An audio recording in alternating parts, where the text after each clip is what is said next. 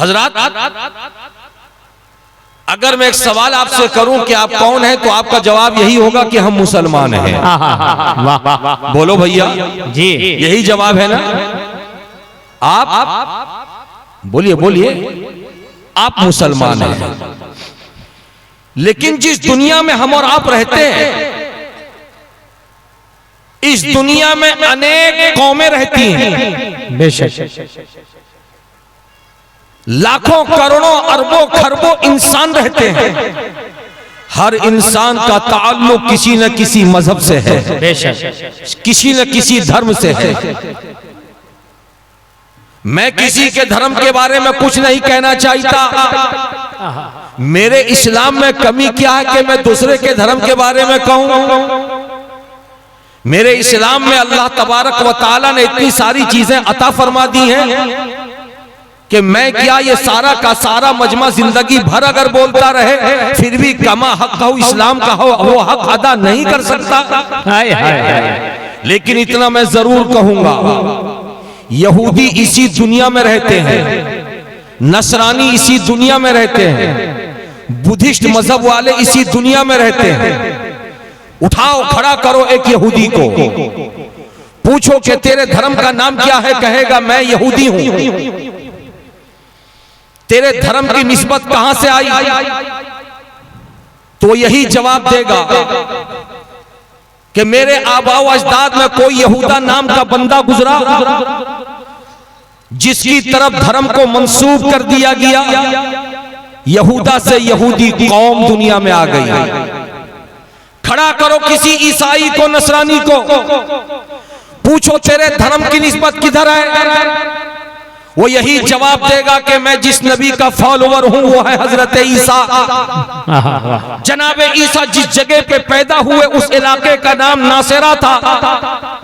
उस नासेरा बस्ती की तरफ निस्बत की गई तो हम नसरानी मजहब वाले हो गए। खड़ा करो एक बुद्धिस्ट मजहब वाले को, पूछो कि तेरे धर्म की निस्बत किधर है, वो कहेगा कि मेरे धर्म की निस्बत उस जात की तरफ है जिस जात को बुद्ध कहा जाता था, उस तरफ हमारी निस्बत हो गई तो हम बुद्धिस्ट हो गए। गोया के आपने देखा यहूदी धर्म की निस्बत भी फर्दे वाहिद की तरफ, नसरानी धर्म वाले की निस्बत भी किसी इलाके की तरफ, बुद्धिस्ट वाले की भी निस्बत किसी फर्दे वाहिद की तरफ। लेकिन ऐ मुसलमान, कुर्बान जा अपने मजहब पर, कुर्बान जाओ अपने दीन पर, कुर्बान जाओ अपनी पहचान पर। ये मजहब इस्लाम आया अरब की दुनिया में, शहर मक्का में लाने वाले मोहम्मद अरबी हैं, लेकिन उस मजहब को मंसूब न किया गया मुल्क अरब से। ये नहीं कहा गया कि इस मजहब का नाम मजहब अरबी है।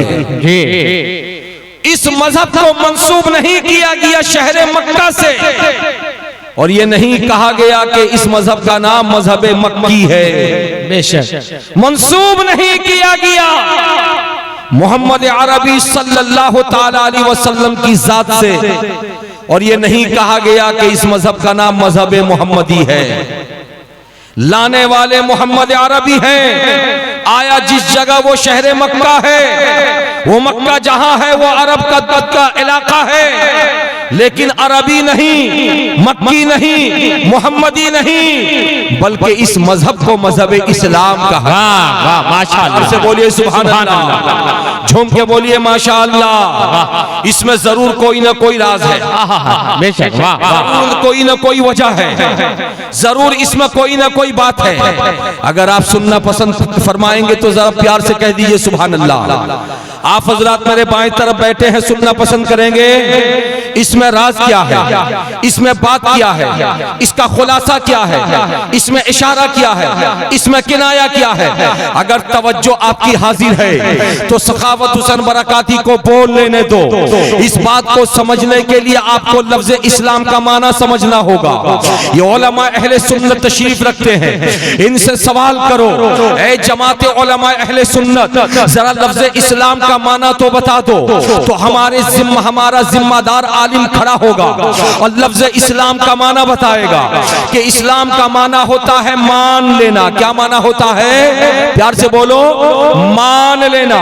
इस्लाम का माना होता है मान लेना। और मजहब को मंसूब कर दिया गया लफ्ज इस्लाम की तरफ। गोया के एक मुसलमान को मुसलमान इसलिए कहा जाता है कि उसने मान लिया है। अब ये सवाल पैदा होता है, उसने क्या माना है, किसको माना है, कैसा माना है? तो याद रखो, दुनिया का कोई भी इंसान अगर निगाहों के सामने खड़ा होकर के कुछ कह दे तो हमारी जमात का कोई इंसान 100% उसके बात को मानने के लिए तैयार ना होगा। लेकिन एक इंसान दुनिया में ऐसा भी आया जिसको हम आमिना का लख्त जिगर कहते हैं, जिसको अब्दुल्ला का नूरे नजर कहते हैं, जिसको हलीमा सादिया का दिल का टुकड़ा कहते हैं, जिसको अब्दुल मुत्तलिब का पोता कहते हैं, जिसको हसनैन करीमैन का नाना कहते हैं, जिसको फातिमातुज ज़हरा का बाबा कहते हैं। वो आने वाला मक्के में आया और आराम फरमा रहा है मदीने में। उसकी जिंदगी के एक एक लम्हे को देखो। वो पहले 40 साल मक्के में जिंदगी गुजार रहा है ऐलान नबूवत से पहले। ऐलान नबूवत के बाद 13 साल जिंदगी गुजारा मक्के में। 13 साल जिंदगी गुजार कर 10 बरस के लिए मदीने शरीफ में तशरीफ ले जाता है। टोटल 63 बरस है। 63 बरस की जिंदगी में सुबह बोले तो सच बोले, शाम बोले तो सच बोले, रात बोले तो सच बोले, दिन बोले तो सच बोले। अमा सुन लो, उसने अगर दिन को दिन कहा तो कौम ने कहा हमने मान लिया। उसने अगर रात को रात कहा, कौम ने कहा हमने मान लिया। उसने अगर अभी को अभी कहा, कौम ने कहा हमने मान लिया। वजह उसकी ये है कि दुनिया का हर फर्द जब भी बोलता है या तो पढ़ के बोलता है या सुन के बोलता है। लेकिन वो मक्की सरदार मदनी ताजदार जो कुछ बोल रहा था पढ़ के नहीं बोल रहा था, सुन के नहीं बोल रहा था, बल्कि जो कुछ भी बोल रहा था देख करके बोल रहा। नारे तकबीर, नारे रिसालत, जश्न दस्तारबंदी, मदरसा रहीमिया रंकारात, हजरत अल्लामा सखावत हुसैन बरकाती। उसी नबी ने जब जबान खोली है, सुभान अल्लाह, उसी नबी ने जब जबान खोली है तो उस नबी ने सबसे पहले इंसान को बताया है, ऐ इंसान याद रख तू खुदा का बंदा है। इंसान ने कहा मैंने मान लिया। ऐ इंसान याद रख तेरे ऊपर नमाज 5 वक्त फर्ज है। इंसान ने कहा मैंने मान लिया। ऐ इंसान याद रख रमजान शरीफ के पूरे महीने का रोजा फर्ज है। इंसान ने कहा मैंने मान लिया। अगर तू मालदार हो गया तो तेरे ऊपर हज फर्ज है। इंसान ने कहा मैंने मान लिया। ऐ इंसान अगर तू जायदाद और रुपए पैसे का मालिक है तो तेरे ऊपर ज़कात फर्ज है। इंसान ने कहा मैंने मान लिया। उसी कहने वाले ने कहा अगर तेरे माँ बाप हयात से हैं तो उनकी खिदमत करना फर्ज है। तो इंसान ने कहा मैंने मान लिया। अगर तेरा बड़ा भाई है उसको इज्जत देना जरूरी है। इंसान ने कहा मैंने मान लिया। वही इंसान है जो हाँ हाँ करता चला जा रहा है, लेकिन हूबहू हक्का बक्का इंसान है कि माँ बाप को तो मान लिया, नमाज तो पढ़ लिया, रोजा तो रख लिया, हज तो कर लिया, ज़कात तो दे दिया, मगर जिस खुदा ने पैदा किया उस खुदा के बारे में जब मैंने किताबों में पढ़ा तो मुझसे पहले आने वाली कौम में किसी ने उस खुदा को बंदा माना, किसी ने उस खुदा को माबूद माना, किसी ने उस खुदा को पैदाशुदा माना। तो ऐ बोलने वाले बोल, मैं उस खुदा के बारे में क्या यकीन रखूं? तो मेरा रसूल बोल रहा था कि मखलूक वो है जो पैदा हुई है, लेकिन वो अल्लाह है, वो मखलूक नहीं है। वो खालिक है जो पैदा हुआ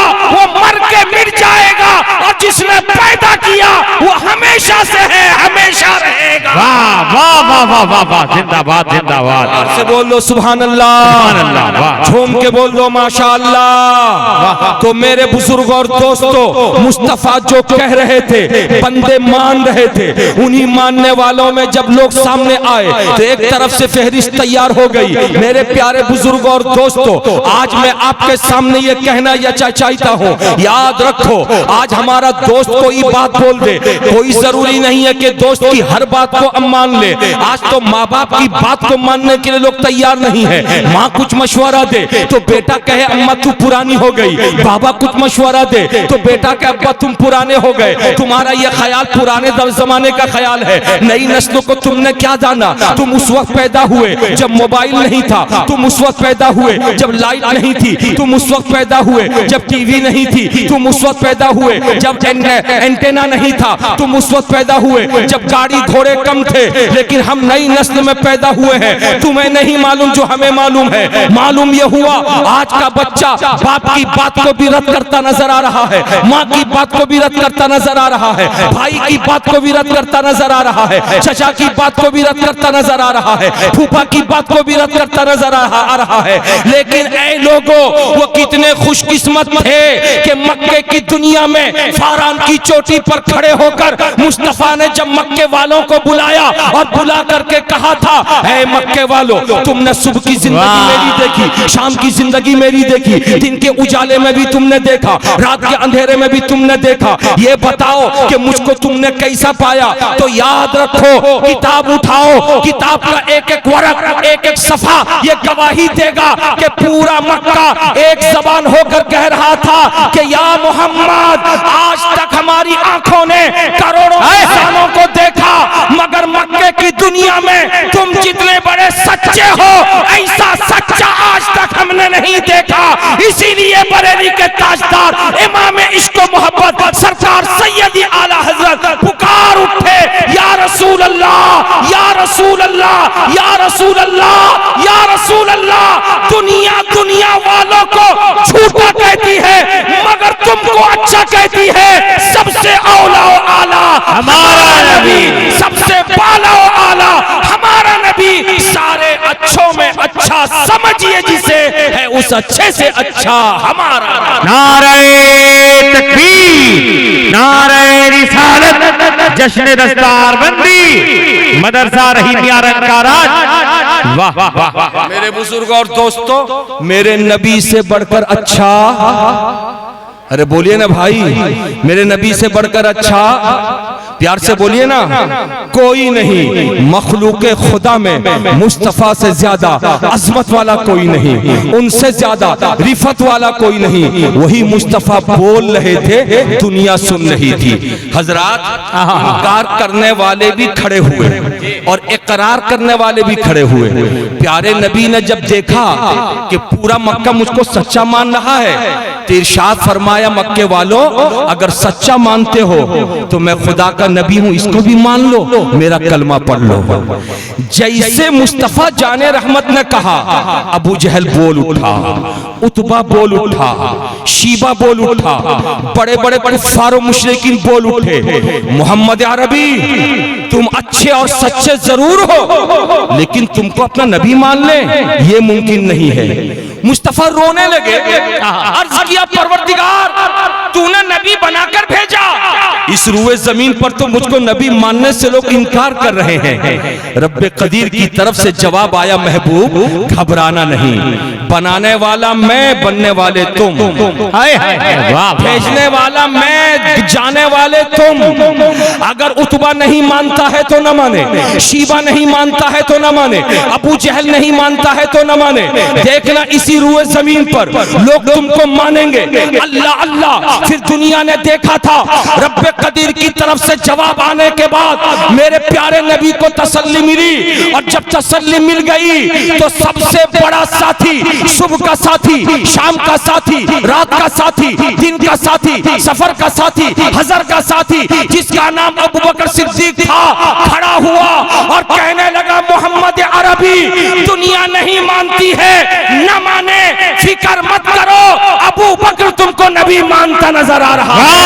अबू बकर की पैरवी उमर ने किया, उमर ने कहा मैं तुम्हें नबी मानता हूँ। उस्मान ने कहा मैं तुम्हें नबी मानता हूँ। अली ने कहा मैं तुमको नबी मानता हूँ। अब्दुर्रहमान इब्न औफ ने कहा मैं तुम्हें नबी मानता हूँ। अबू हुरैरा ने कहा मैं तुम्हें नबी मानता हूँ। फिर दुनिया ने देखा था कि 1400 साल का जमाना गुजर रहा है। इन 14 सालों में मुस्तफा जब गारे हिरा में तशरीफ ले गए, वापस आकर कुरान सुनाया तो 4 मुसलमान बने, दारे अरकम में सबक पढ़ाने लगे। वापस आकर कुरान सुनाया तो 45 मुसलमान बने। मुस्तफा को बाइकाट करके शेब अबी तालिब में भेज दिया गया। 3 बरस के बाद जब नबी आए तो 72 मुसलमान बने। वही नबी है जो मैदान बद्र में तशरीफ ले गए तो 313 की तादाद में मुसलमान बने। वही नबी है जब सुलह हुदैबिया में तशरीफ ले गए तो 1400 की तादाद में मुसलमान नजर आए। वही नबी है मुस्तफा जब फतेह मक्का के लिए आगे बढ़े तो 10,000 मुसलमान नजर आए। वही नबी है जब गज़वा हुनैन में तशरीफ ले गए तो 12,000 की तादाद में मुसलमान नजर आए। वही नबी है जब गज़वा तबूक में नजर आए तो 40,000 की तादाद में मुसलमान नजर आए। वही नबी है जब हज्जतुल विदा में तकरीर किए तो 70,000 मुसलमान नजर आए। और नबी जब दुनिया से जाने लगे तो 1,24,000 नारे तकबीर, नारे रिसालत, फैज़ाने सैयदना कॉन्फ्रेंस उर्से मुक़द्दस। माशाअल्लाह, वाह वाह वाह, बहुत उम्दा, वाह। बात मेरी समझ में आ रही है? अरे बोलिए ना भाई, बात समझ में आ रही है? ये सैले रवा है जो थमने का नाम नहीं ले रहा है। और अगर मैं कहूं तो मैं तो टोपी वाला, दाढ़ी वाला, कुर्ता पाजामा वाला। अगर आप कहें तो दुनिया कहेगी ये कलमा पढ़ने वाला। अगर उलमा कहें तो दुनिया कहेगी ये कुरान हदीस पढ़ने वाले।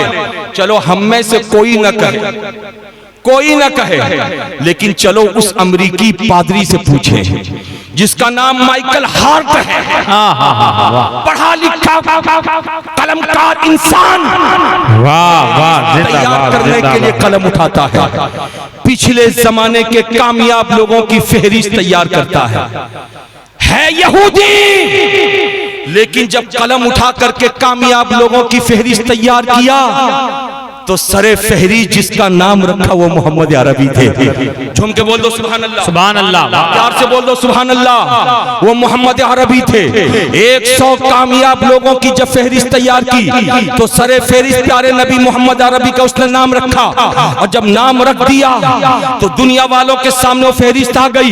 वही माइकल हार्ट है। जब लंदन में गया कॉन्फ्रेंस में तो कॉन्फ्रेंस में तकरीर कर रहा था, एक बंदा खड़ा हुआ और सुनिए उलमा इकराम से थोड़ी सी तवज्जो चाहूंगा। माइकल हार्ट के सामने एक बंदा खड़ा हुआ और कहा यहूदी कलमकार बैठ जा, तेरी बातों को हम नहीं सुनते।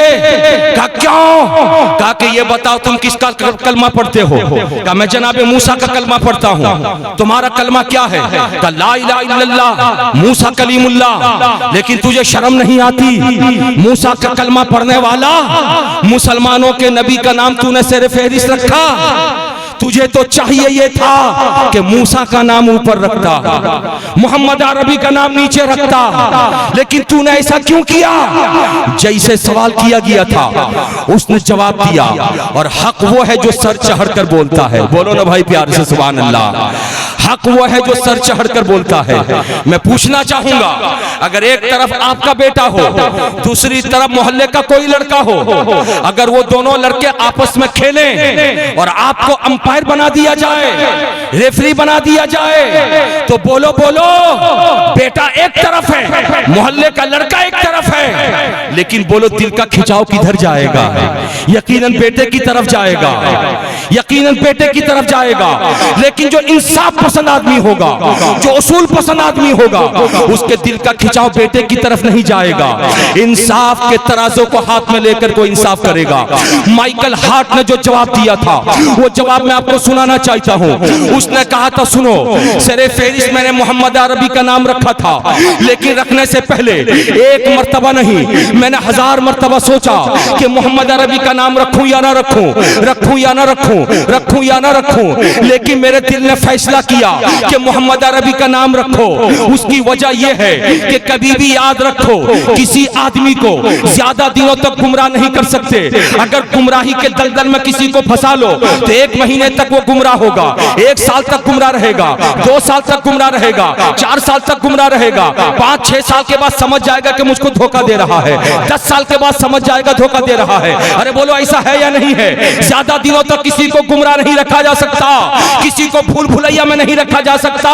याद रखो, मैंने मोहम्मद अरबी की जब तारीख पढ़ी थी, जब उनकी सीरत मैंने पढ़ी थी, तो मैंने सोचा था मोहम्मद अरबी जो दीन लेकर आए हैं वो दीन पागलों का दीन है, वो दीन मजनू लोगों का दीन है, वो दीन खराब दीन है। इसलिए उस दीन के प्रचार करने वाले को मैं सेहरे फेरिस्त नहीं रखूंगा। मैंने नीचे लाने की कोशिश की, लेकिन मेरे ज़मीर ने आवाज दिया कि मोहम्मद अरबी जो दीन लेकर आए हैं वो दीन झूठा नहीं है। इसलिए कि झूठ में कितने दिनों तक लोगों को फंसा के रखा जा सकता है, 10 साल, 20 साल, 50 साल, 100 साल, लेकिन 1400 साल तक इंसान को झूठ में फंसा के नहीं रखा जा सकता। ये 1400 साल का जमाना गुजर गया। मोहम्मद अरबी ने ऐलान किया था तो 4 मुसलमान थे। अगर झूठा दीन होता तो मिट जाता, सच्चा दीन था। इसीलिए पूरी दुनिया में आज इस्लाम सबसे तेजी के साथ फैलता नजर आ रहा है, सबसे आगे बढ़ता नजर आ रहा है। वाह वाह वाह, माशाअल्लाह। नारे तकबीर, नारे रिसालत, मजहबे इस्लाम, माशाअल्लाह। वाह। बुजुर्ग और दोस्तों, आप खुश हो जाओ, आप मुस्कुराओ, इसलिए कि आप जिस दीन को मानते हो उस दीन का नाम दीन इस्लाम है। और उसी दीन के बारे में कुरान कहता है, इन्न दीन इंदल्लाहिल इस्लाम, बेशक अल्लाह के नजदीक पसंदीदा दीन, महबूब दीन, मजहब दीन इस्लाम है। प्यार से बोलो सुभान अल्लाह। मेरे बुजुर्ग और दोस्तों, वही दीन है जिसने हमको झुकना सिखाया, वही दीन है जिसने हमको सजदा करना सिखाया, वही दीन है जिसने हमको नमाज पढ़ना सिखाया, वही दीन है जिसने हमको वजू बनाना सिखाया, वही दीन है जिसने हमें हज करना सिखाया, वही दीन है जिसने हमें अदब करना सिखाया, वही दीन है जिसने हमें तहजीब दिया, जिसने हमें तमद्दुन दिया, जिसने हमें खाने का तरीका दिया, जिसने हमें पीने का तरीका दिया। आप किताब खोलो और किसी भी दीन और मजहब के लोगों की किताब को पढ़ो तो किसी भी धर्म वाली किताब में आपको जिंदगी के तमाम उसूल और ज़वाबित नहीं मिलेंगे जितने के इस्लाम धर्म की किताब में आपको मिलेंगे।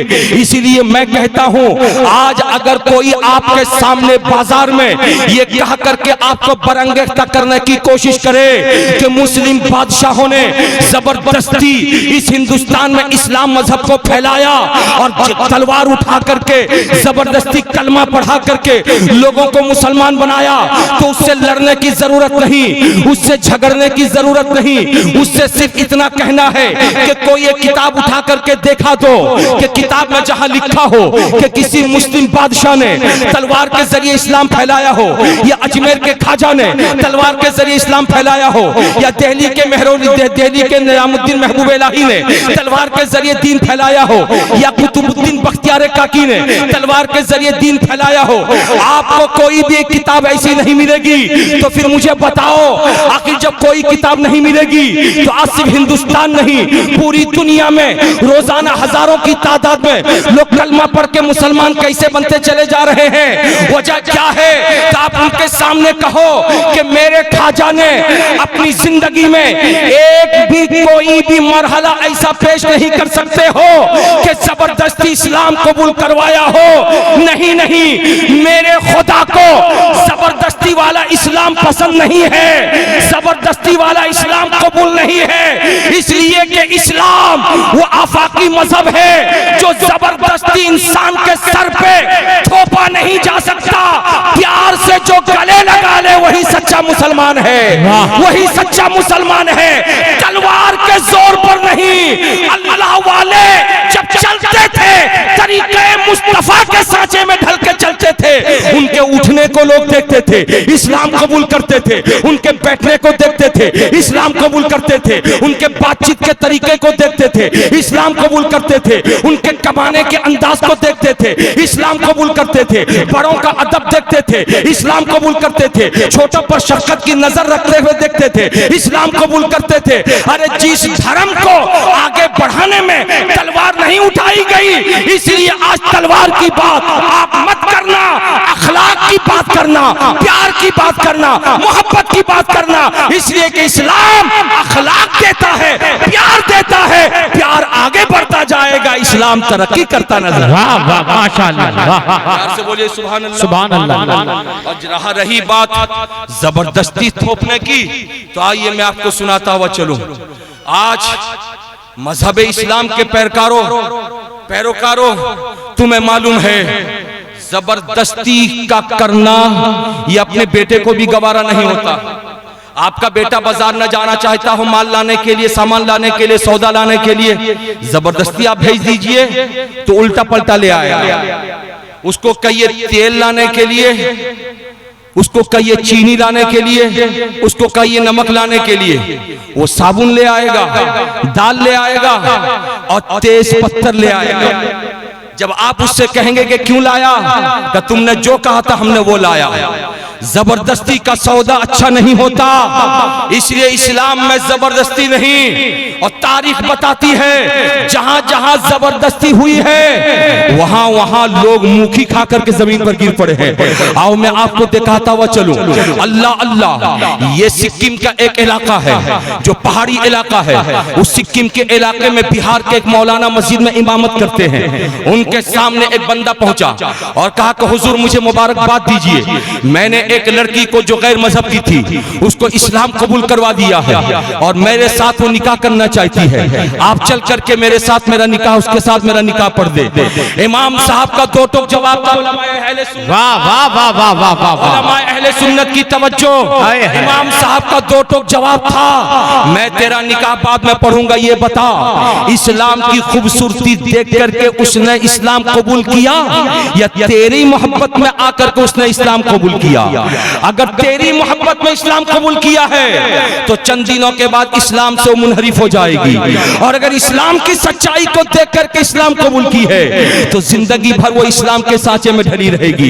इतना सुन करके वो खामोश रहा, वापस चला आया, दूसरे से उसने निकाह पढ़वा लिया। अल्लाह अल्लाह, एक बेटा उसका पैदा हुआ। 8-9 साल के बाद उस बंदे खुदा का इंतकाल हो गया। जैसे इंतकाल हुआ, इलाके के मुसलमान गए और जाकर के उस मय्यत को उठाकर गुस्ल देने की तैयारी किए, कफन पहनाने की तैयारी किए, मुस्लिम कब्रिस्तान में लेकर के कब्र खोद करके दफन करने की तैयारी किए। मगर वो खड़ी हो गई औरत और उसने कहा, खबरदार मुसलमानों, मेरे शौहर को हाथ मत लगाना। का वजह क्या है? का ये मुसलमान नहीं था और इसको तो हम मुसलमान जानते थे। कहा नहीं, अगर ये मुसलमान होता तो शराब न पीता, अगर ये मुसलमान होता तो खिंजीर न खाता, अगर ये मुसलमान होता तो जुआ न खेलता। मैं गैर मजहब की थी, मैं शराब पीती थी, मेरे साथ ये भी पीता था, मैं खिंजीर खाती थी, मेरे साथ ये भी खाया करता था, मैं जुआ खेलती थी, ये भी जुआ खेलता था, मैं हाफ लिबास पहन के निकलती थी, इसको मजा आता था, ये खुश होता था। इसलिए किस बुनियाद पर तुम लेके जाना चाहते हो इसको मुस्लिम कब्रिस्तान में? ये मामला इतना तूल पकड़ा कि पुलिस वालों को मुदाखलत करनी पड़ी। पुलिस वालों ने बरजस्ता कहा, ए गांव वालों सब साइड हो जाओ, उसकी बीवी को हाजिर करो, उसकी बीवी जो कहेगी वो माना जाएगा, और अगर बीवी की बात पर भरोसा नहीं तो उसके बच्चे को तुम हाजिर करो। चुनांचा माँ और बेटे को हाजिर किया गया। थाने में सारे के सारे मुसलमान खड़े हैं। माँ से पूछा गया, बोल तेरे शौहर के साथ क्या सलूक किया जाए? तो शौहर के बारे में कहा, मेरा जो मजहब था इसका वही मजहब है, इसलिए मेरे हवाले किया जाए। बच्चे से जब पूछा गया, बच्चा बोल ये तेरा बाप है, इसके साथ क्या सलूक किया जाए? तो बच्चे ने कहा जो मेरी माँ कहती वही किया जाए। अल्लाह अल्लाह, जिसका बाप मुसलमान था, जिसकी माँ मुस्लिमा थी, आज दुनिया देख रही थी, सारे मुसलमान हथेली मल रहे थे, लेकिन निगाहों के सामने से उसकी लाश को उठा करके लोग लेके जा रहे थे जलाने के लिए, लोग लेके जा रहे थे गंगा में बहाने के लिए। दुनिया देखती रही, कब्र मयस्सर ना आ सकी, दुनिया देखती रही, गुस्ल मयस्सर ना आ सका, दुनिया देखती रही, कफन मयस्सर नहीं आ सका, बल्कि उसको आग के हवाले करके जला दिया गया। मैं पूछना चाहता हूँ, ऐ मुसलमानों, आज कहीं हम लोग भी नाम के मुसलमान तो नहीं है कि हमारा नाम मोहम्मद फारूक है इसलिए हम मुसलमान हैं, हमारा नाम मोहम्मद तफसीर है इसलिए हम मुसलमान हैं, हमारा नाम मोहम्मद गुफरान है इसलिए हम मुसलमान हैं। ऐसा नहीं, कहीं हमारे बैकग्राउंड में, हमारे पीछे में कोई हमारी आदत रजीला, कोई हमारी बद आदत तो ऐसी नहीं कि जिसकी बुनियाद पर दुनिया कहे पता नहीं कैसा मुसलमान है। चुनांचे हम देखते हैं आज हजारों नौजवान शराब पीते हैं, हम देखते हैं आज हजारों घरों की बहू बेटियां आज घूमने फिरने के नाम पर गैरों से दोस्ती करके उनसे मुआशका चला रही हैं। आज हमारी नजरें देखती हैं कॉलेज में पढ़ने वाली बेशुमार बच्चियां जो प्यार मोहब्बत के जाल में फंस के दूसरे को अपनी इज्जत भी दे बैठती है और अपने घर से मुंह काला करके गैर के निकाह में जाकर उसका घर भी बसाती है। कहीं ऐसा तो नहीं कि मुस्लिम घर की औरत, मुस्लिम घर की लड़की, मुस्लिम घर के लड़के के साथ कहीं इस्लाम के खिलाफ सलूक न किया जाए। इसलिए जलसे में आने वालों, मैं आपको मोरीद इल्जाम नहीं ठहराता, लेकिन आपके इर्द गिर्द, आपके अगल बगल में बहुत सारे ऐसे लोग होंगे जिनका तौर तरीका गैर इस्लामी होगा, जिनका उठना बैठना गैर इस्लामी होगा, जिनका सोना जागना गैर इस्लामी होगा। इसलिए उठो, अपने आप को सुधार लेना ये कमाल नहीं है, कमाल तो ये है कि खुद भी सुधर जाए और मेरी जात से मेरा इलाका भी सुधरता हुआ नजर आए। वाह, नारे तकबीर, नारे रिसालत, फैजाने सैयदना कॉन्फ्रेंस उर्से मुक़द्दस, माशाअल्लाह, वाह वाह, बोलिए सुभान अल्लाह, सुभान अल्लाह, वाह, झूम के बोलिए माशाअल्लाह। हजरात, कुछ माँ बहनें भी बैठी हुई हैं, मैं चाहूंगा कि कुछ ऐसी बातें भी हो जाएं कि उन माँ बहनों को के लिए भी सबक हो जाए। आज हमारे यहाँ शादी का मसला इतना गंभीर, जिस गंभीर मसले को लेकर के हमारे उलमा सर जोड़कर आपके सामने प्रोग्राम पेश करते हैं कि जहेज मत मांगो, लेन देन का मुतालबा मत करो। मैं उस जानिब नहीं जाना चाहता, लेकिन इतना मैं जरूर जानना चाहता हूं कि जहेज से ज्यादा गंभीर मसला एक नई नवेली बहू का सास, ससुर, ननद और देवर और शौहर के बीच में रह के जिंदगी गुजार लेना बहुत बड़ी बात, सबसे बड़ा मसला है। इसलिए कि आज माहौल ये बताता है कि किसी भी बूढ़ी औरत को आज तक कभी अच्छी बहू नहीं मिली, कभी अच्छी बहू नहीं मिली। 5 वक्त की नमाजी है फिर भी सास की निगाह में बुरी, सुबह सवेरे उठ करके रोटी बेल करके पका के नाश्ता देने वाली है फिर भी सास की नजर में बुरी, सुबह सवेरे उठ करके घर दरवाजा आंगन भारने वाली है फिर भी सास की नजर में बुरी। ऐ सास, तुझको क्या चाहिए? जब तेरे सामने तेरे घर की बहू तेरे लिए बुरी है तो होश के नाखून ले, तेरी भी 3-3 बेटियां दूसरे के घर की बहू बनी हैं, बोल उनके घरों में उनके साथ क्या सलूक होता होगा। इसीलिए मुझे याद आया, एक जलसे में तकरीर हो रही थी, मौलाना साहब बयान कर रहे थे कि भाइयों, एक मर्द एक वक्त में 4-4 बीवियां रख सकता है। ये तकरीर तो हो रही थी, औरतों का जमघटा था, चंद औरतें बैठ करके प्रोग्राम बनाई कि एक मर्द जब 4-4 बीवी रख सकता है तो एक औरत 4 शौहर क्यों नहीं रख सकती। एक पढ़ी लिखी औरत थी, उसने कागज में लिखा और लिख करके मौलाना साहब के पास बढ़ा दिया। बच्चे को भेजा, बच्चे ने ला कर दिया। मौलाना साहब भी थे बड़े नॉलेज वाले। मैं आपको बताना चाहूंगा, जैसे को तैसा, किताबी बातें आए, किताबी बातों को समझने वाला हो तो किताब से ही उसको जवाब दिया जाए, और जो किताबी बातों को न समझ सके तो उसको अक्ल से जवाब दिया जाए। मौलाना साहब ने उस पर्ची को पढ़ी और पढ़ने के बाद कहा कि औरतों, तुम ये मुतालबा करती हो कि हमें भी 4 मर्द चाहिए एक वक्त में, क्यों इस्लाम ने इजाजत नहीं दिया? चलो मैं तुमसे एक सवाल करता हूं, मैं ये नहीं कहूंगा कि क्यों नहीं दिया, क्यों दिया मर्द को, क्यों औरत को नहीं दिया। मैं इतना कहना चाहूंगा, एक मर्द से निकाह करती हो तो एक सास मिलती है, क्या तुम गवारा करोगी कि 4 मर्द से निकाह करके एक ही वक्त में 4-4 सास तुम पर मुसल्लत रहे? जी जी जी, बहुत 4-4 सास मुसल्लत रहे। जैसे सास का नाम आया वैसे ही सारी औरतें खड़ी हो गई और खड़ी होकर निकाब में अपना चेहरा छुपा करके हाथों को हिलाया कि नहीं नहीं नहीं, हम एक सास को झेल नहीं पा रहे, हम 4 सास को कहां से झेलेंगे? हजरात, इसीलिए तो किसी मनचल्ले ने पूछा था कि शादी से पहले लड़की को क्या चेक करना चाहिए? शौहर को देखना चाहिए, सास को देखना चाहिए? तो एक दूसरी बूढ़ी औरत ने जवाब दिया था, शौहर को चेक मत करो, शौहर को तो काबू कर लोगी, सास को काबू करना बड़ा मुश्किल है, सास जल्दी काबू में आने वाली नहीं है। हजरात, मैं बताना आपको ये चाह रहा हूं, आज घर घर में ये लफड़ा हो गया है। कोई औरत 3-3 बरस से अपने मैके में बैठी हुई है, कोई लड़की 4 साल 5 साल ससुराल में रह करके सास ससुर और ससुराल से तंग आकर के सूली के फंदे में लटकती नजर आ रही है। कोई औरत अपने ससुराल में रह करके रोजाना आंसुओं के कतरात बहा रही है, वो रो रही है इसलिए कि ससुराल में उसको प्यार नहीं मिलता, ससुराल में उसको मोहब्बत नहीं मिलती, ससुराल में उसको प्यार नहीं मिलता।